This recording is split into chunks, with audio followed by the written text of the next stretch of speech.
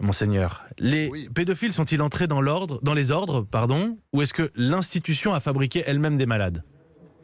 Non, je pense que quand on regarde au niveau psychanalytique ou psychologique, la structuration psychosexuelle d'une personne pédophile, c'est quelque chose de très profond.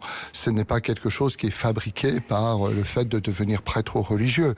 C'est des personnes qui sont entrées dans les ordres avec ces structurations-là et malheureusement, nous n'avons pas les moyens parce que c'est des choses parfois très profondes et très perverses de détecter ces personnes qui mais vous comprenez bien qu'il y a les déviances. Vous avez raison, il y a les déviances. Et puis il y a le passage à l'acte criminel. Aujourd'hui, si on arrive pédophile au séminaire, nécessairement, c'est pas détectable immédiatement. Et puis ensuite, on est au contact d'enfants.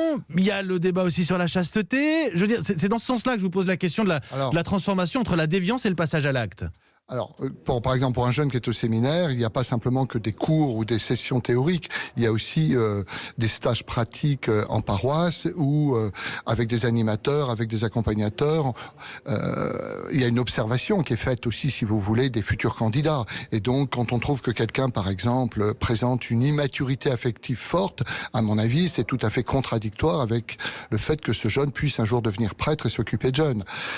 Si vous voulez, il y a une recherche de détection d'indices, mais comme je disais, malheureusement parfois les choses sont très cachées parce que quand on est pervers, malheureusement on cache bien les choses. Donc il y a une grande vigilance à mettre en œuvre et puis des éléments de prévention qui normalement contribuent à ce qu'il n'y ait pas, ou du moins tendre vers le moins de passage à l'acte. Voilà.